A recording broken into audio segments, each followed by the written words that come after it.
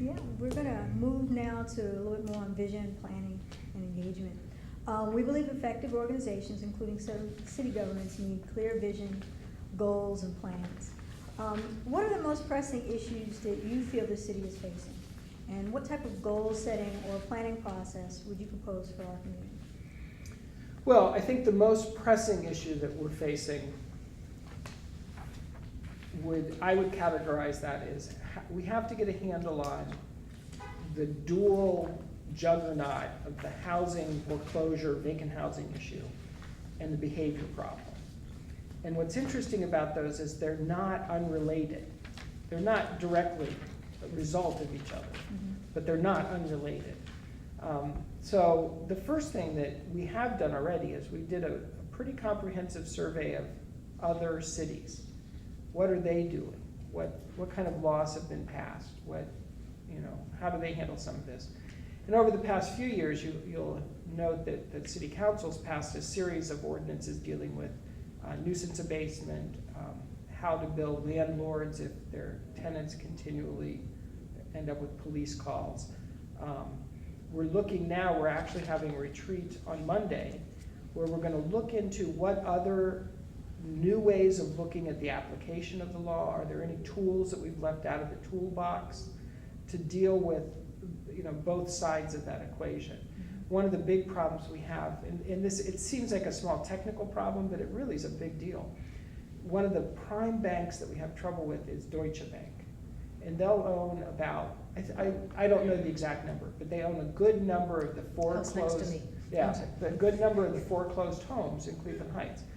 They're not even in Ohio.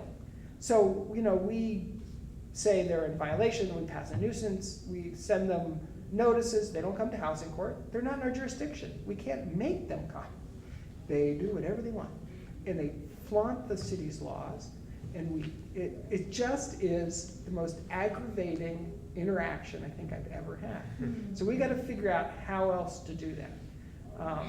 I think that's an important thing, because these banks are sitting on a good portion of these foreclosed properties, letting them decay. They've already written them off, they've already gotten their money out of them, and they've already gotten probably stimulus money to boot to make themselves whole, and they've left the community holding the bag. And I think that's criminal. I gotta figure out how to make the courts see it's criminal. So we're gonna look at some of those things. I think that's a very important thing. So those kinds of, I think there's some planning details that you look to what other people are doing, you try and think in new and novel ways, and you try and bring the whatever tools you have within your jurisdiction to bear. So I think that's one thing. I also think that in Cleveland Heights, there is no shortage of input from our citizens. We have a very well-spoken, well-educated, and highly engaged community. So it's not like we're not hearing from people. Now, are there organized ways that can get done? I think there probably are.